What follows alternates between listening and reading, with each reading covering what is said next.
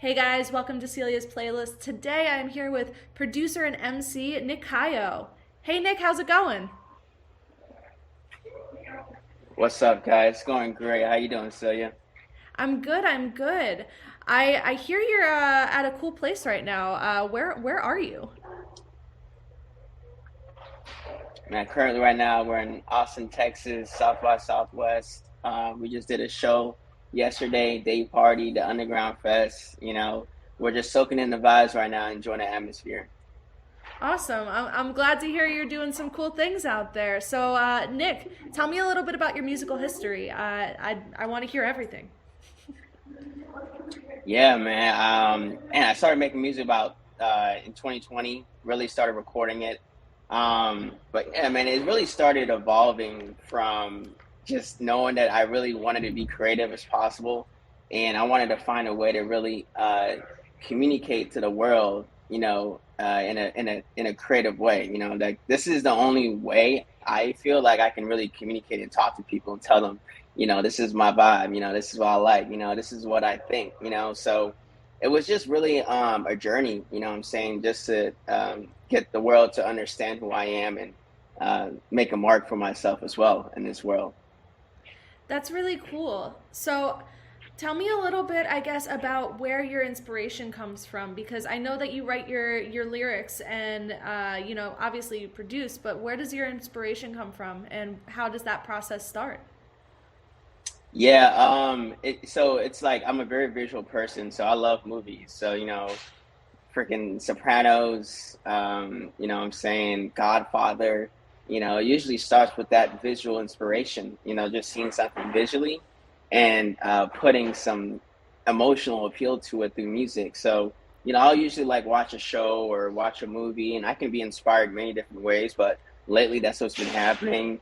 And I'll just write to, what's going on in the show. I'm from Chicago, from the South Side. So, I grew up, always seeing violence in my neighborhood, just seeing people just doing, drugs or whatever it was in the neighborhood. I just wanted to write about it and just talk about it, what I'm saying, and bring that to light in my own twist and way from the visual that I saw in the movie.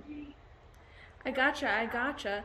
I like that, it starts a conversation. Is that kind of like, your goal with the music that you're writing and performing so that you can start conversations and like, give people different perspective? Absolutely. Yeah, I think art should raise questions, like it should like, not necessarily answer a question, but I think it should raise questions. So I yeah. gotcha. I gotcha. I gotcha. I agree. So tell me a little bit about how you developed your I guess your delivery, your style, how you communicate the words that you're writing. Because I really loved it when I listened to your music, and I would love to hear how you kind of came about that sound.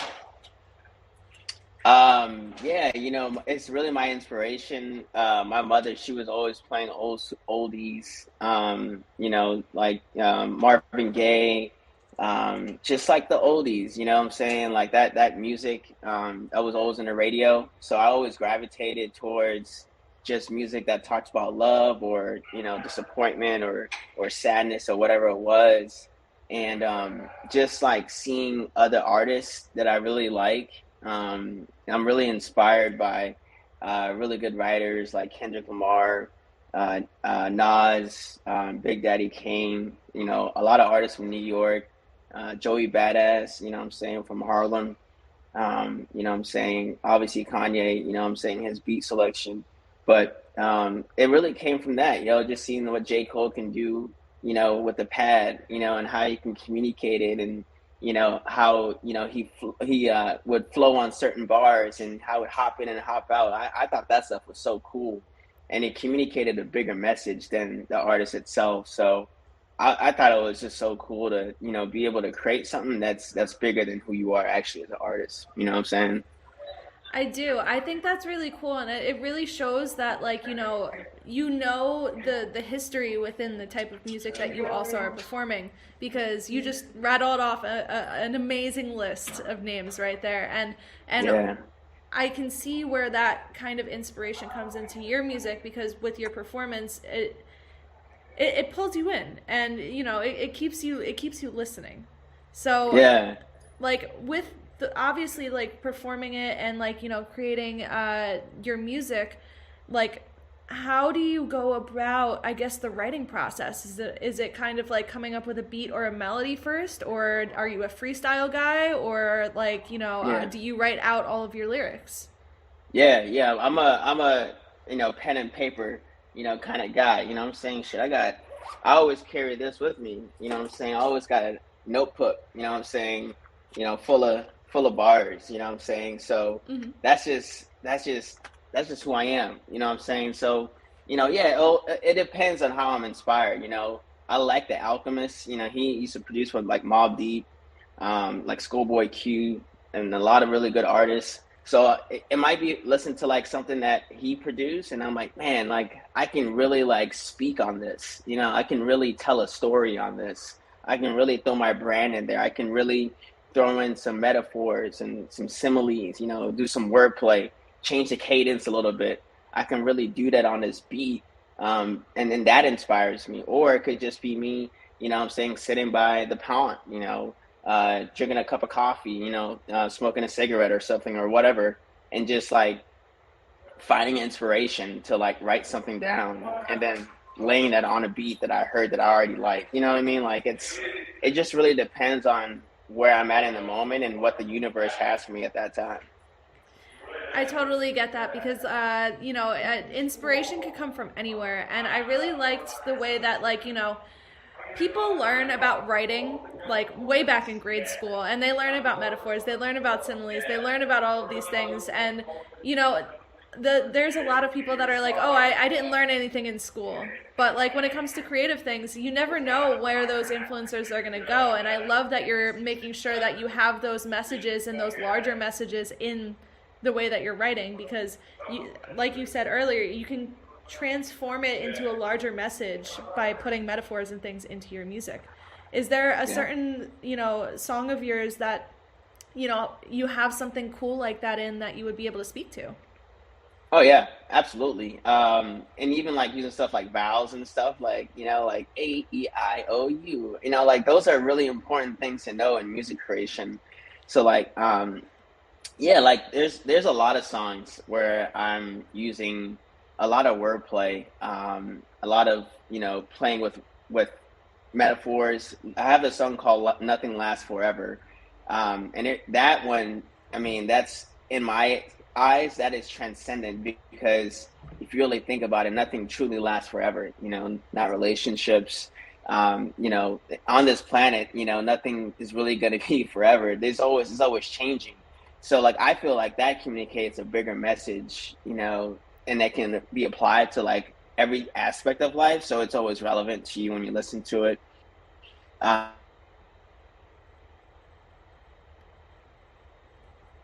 Oh, you cut out for a second. Can you hear me? actually do that. Yeah, Let's yeah, I jump can back hear to the you. top of Yeah, that I got. question. Jump back to the top of that one. We'll go back into it. So tell me one more time about the song that you were telling that story about. Yeah. I think I was talking about "Last Forever," right? That's Yes. kind of where I was at.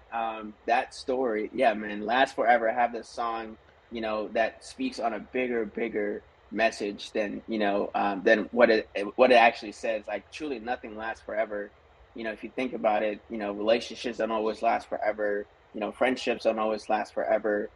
Things are always changing. That's the one constant in life, and that's something that I just wanted to communicate because it's true, you know what I'm saying? And it can be applied to anything in life, and you'll have that perspective when you listen to it.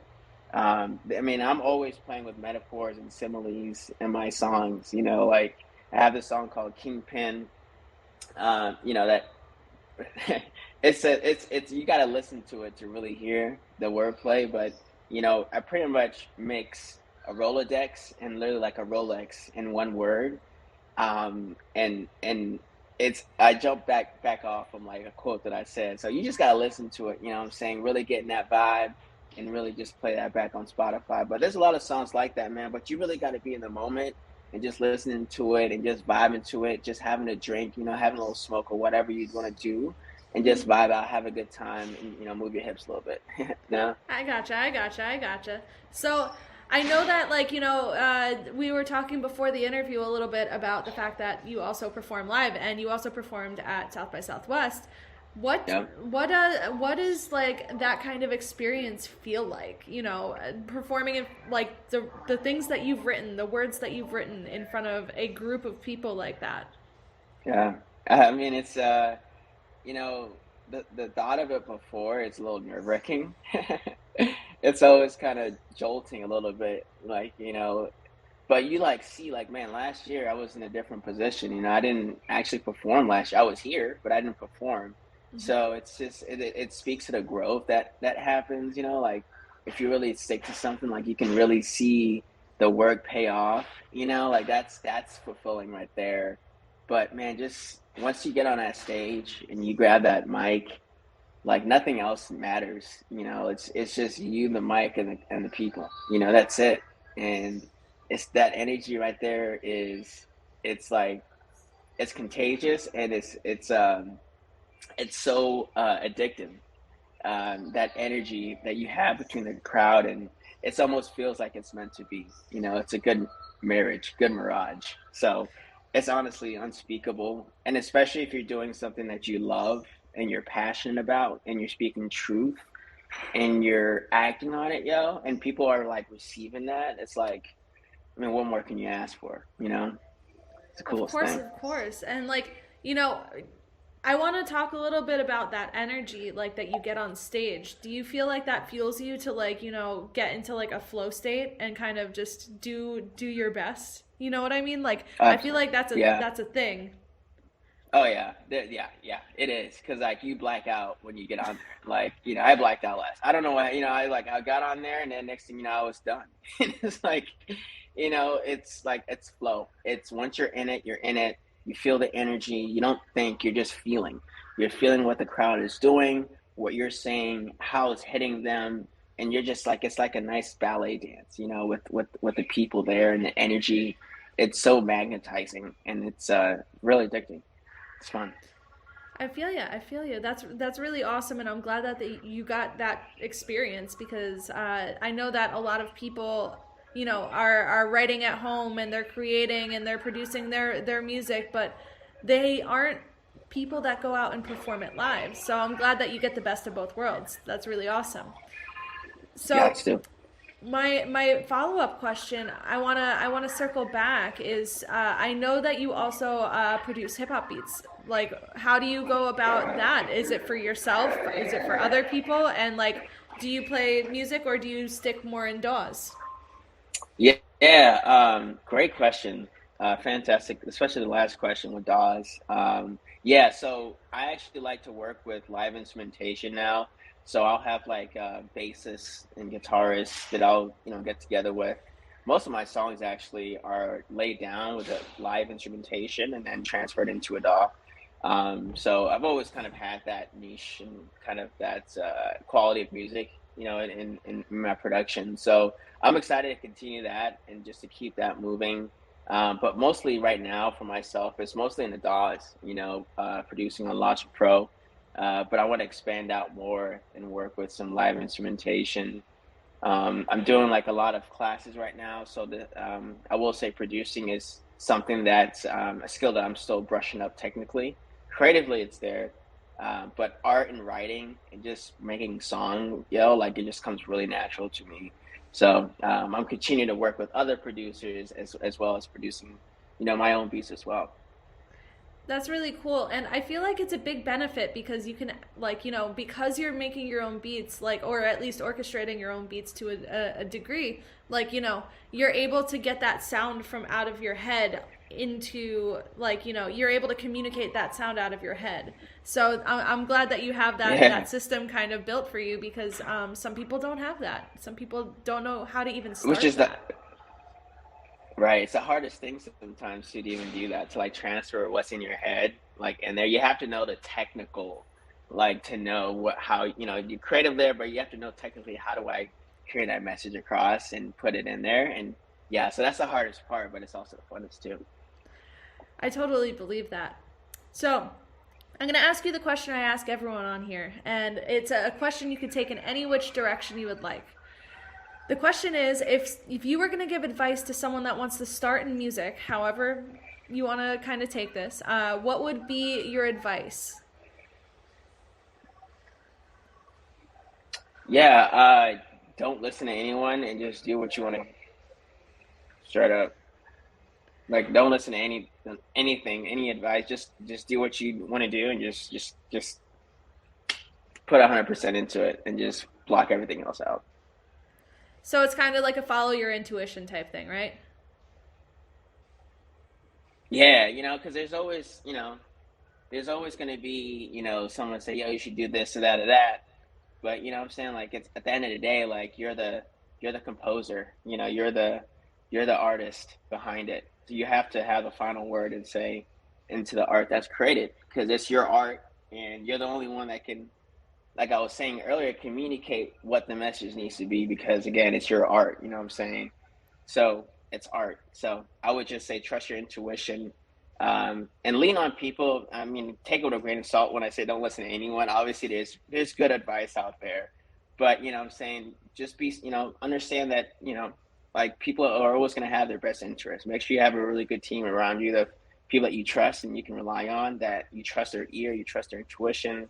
You vet them really well. Like vet people, bro. Like you got to make sure that you vet people because there's people that will take advantage of you as an independent artist if you don't know what you're doing. What I'm saying? You got to make sure you stay up on your business, stay up in your book if you're trying to move forward. Because, or you can be eaten up, you know what I'm saying? So, yeah, that's all I'll say. 100%. That's actually very good advice. Like, I mean, all of that was very good advice. So, thank you for sharing that. And Thank I you. agree. Like, having the right team around you is extremely important because, like, everyone has their vested interest in whatever you're doing, especially in the creative fields, because, it could potentially be very lucrative or have a benefit for them. So, having a good set Yeah. of people around you with like a good head on their shoulders but also like Yeah, they actually care and want to support the message is super important. exactly. They got to care about what y'all doing. Like, what's the goal? So, yeah, wise words. So, yeah. Thank you. So Nick, tell me like where can people find you, where can people follow you, where can people listen to your music? Yeah, find me on all platforms, Spotify, Apple Music, the whole thing, Deezer, what I'm saying, Tidal. Follow me on Instagram, Facebook, what I'm saying, TikTok, NYCKKHAYO, all one word, double K. Awesome.